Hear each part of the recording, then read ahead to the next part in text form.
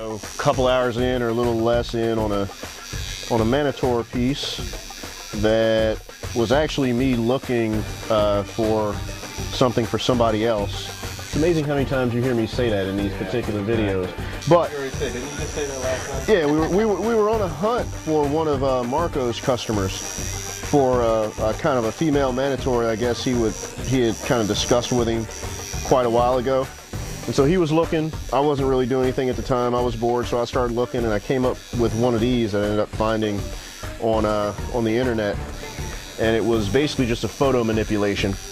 And he didn't end up using it, and I'm like, dude, if you're not going to use that, I'm going to put it out. And so I threw it out on Facebook as one of the specials, and kind of, like, you know, was out there basically soliciting people who had a style that could really, you know, use a piece like this. And you know, I've been working on her for several years now, on and off, piercing, tattoos, etc., etc. And got in touch with her, and it just seemed like the thing to do at the time, so that's what we did.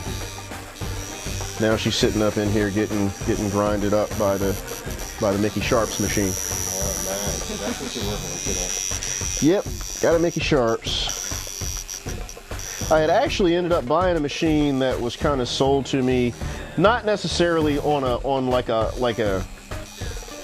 con or anything, but it didn't turn out to be an original Mickey Sharps. And so what I ended up doing was I got in touch with the Mickey Sharps company, and via telephone they led me to Mickey Sharps USA. I ended up purchasing a machine from them. Yep, certificate of authenticity, the whole nine. And not that the other machine ran bad, because I actually did a lot of you know, setup work to it to make it run like I like it to run. But the fact was that, you know, when you go into it thinking you're getting one thing and it turns out to be something else, you know, I'm kind of that dude that wants to go right that wrong. So I went out and kind of unnecessarily purchased another machine, because my machines were working fine. I didn't need another machine, but I needed it because, you know, now that I thought that I had something and I didn't, I had to go make sure that I got it. Probably not the best thing on my pocket, because, you know, you get to obsessing over stuff like that and you end up broke all the time, but it actually has been serving me well in the couple of weeks that I've had this thing. I was gonna say, yeah, Mickey's not cheap, is he? No, unfortunately this wasn't one of your $150 machine kind of scenarios. You get the same size, you didn't shrink it up or anything, right? I actually blew this up from that picture. Ah, like I did the line drawing, and when I put it up next to her leg, I didn't want it to kind of just, you know, I don't know, I like to fill up the space as much as you can, so it doesn't just look like a little thing floating in the middle of wherever you're putting it. Again, I know I've said this a million times, but I think it's much, much easier to go too small with a tattoo than to go too big. So when you can, blow it up. So what kind of ink are we using on this? We're going with the Silverback Gray Wash set that I had picked up from Cam Supply. Also, my dark black ink is still Talons. I know that sounds kind of old school with all the newer inks that are out that's, you know, supposedly it's this black, it's this dark, it's this opaque or whatever, but I'm one of those if it ain't broke, don't fix it kind of guys. You know what I mean? Like just give me something that I know exactly how it's going to respond when I'm using it, and we will be fine. And so far, so good. Fortunately, we got somebody who can sit, because sometimes we get into these longer projects and, you know, a person thinks they have more stamina than what they have to kind of sit back and sit still. And it makes it difficult on everybody because they can't really focus on sitting still as long as we would like for them to. She seems to be doing all right. I'm guessing this is not her first tattoo. Nope.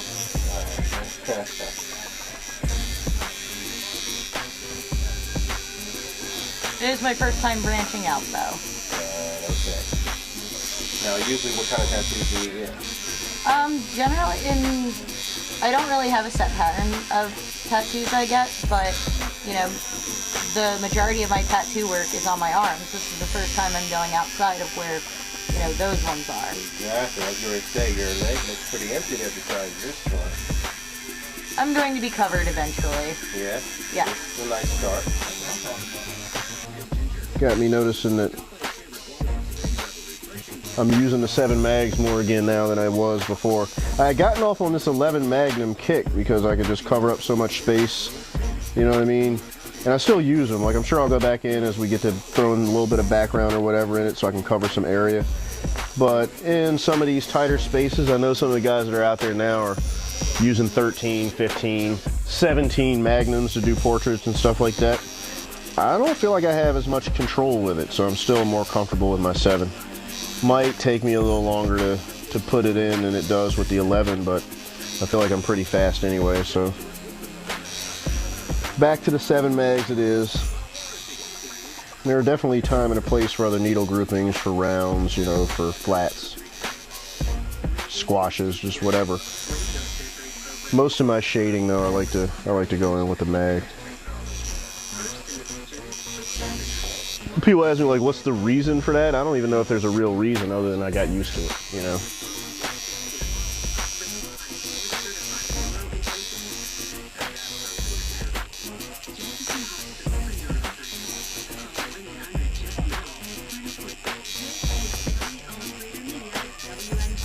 I'm still moving further and further away from outliners.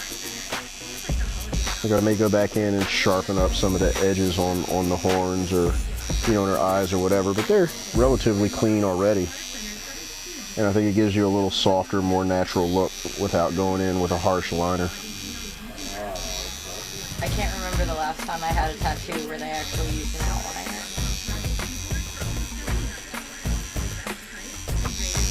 I actually use liners more for highlighting than anything else. Like I'll, you know, dip it into white ink and just sort of a dot here or there. Yeah. Typically I don't do a lot of traditional tattoo work or whatever, just because people don't really think of me when they think of that. So it's not like I get a lot of call for it here at the shop. But I mean, if I did, I've got my big fat 8 rounds in there, you know, I can set up and go to work on. Or, you know, obviously lettering or something, I want to break out a liner. She's starting to look like something. Mm-hmm.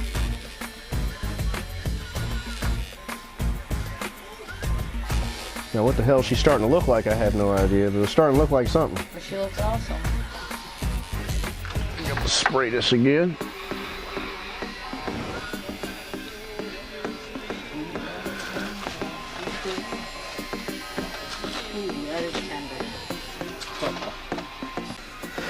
Okay, now let me see what I'm doing here. I think I'm going back to this so we can get in this little tight space in the eye.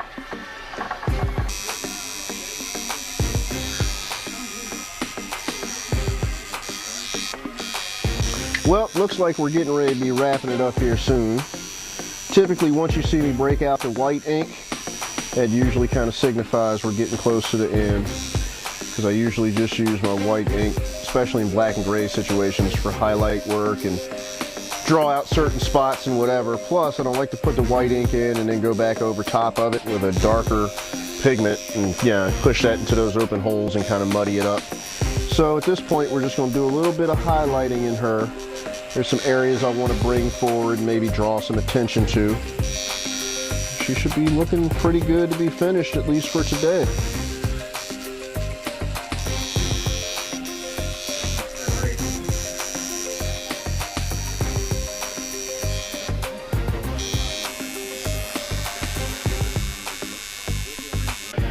Well, I think that ought about do it. I didn't want to go too overboard on the highlighting.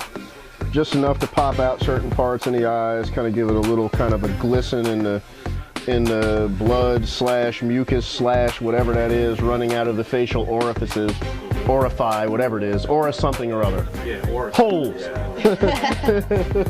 Yeah.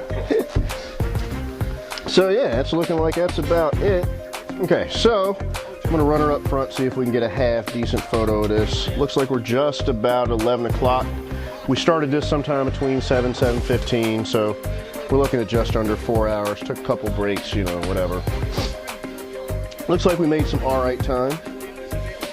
So, What do you think? You like it? I like it. You love it? I love it. All right. I hope so, because it's on there now. It was worth the pain? Yes. Not too much pain, all right? It's not that bad. It just starts getting bad the longer you sit.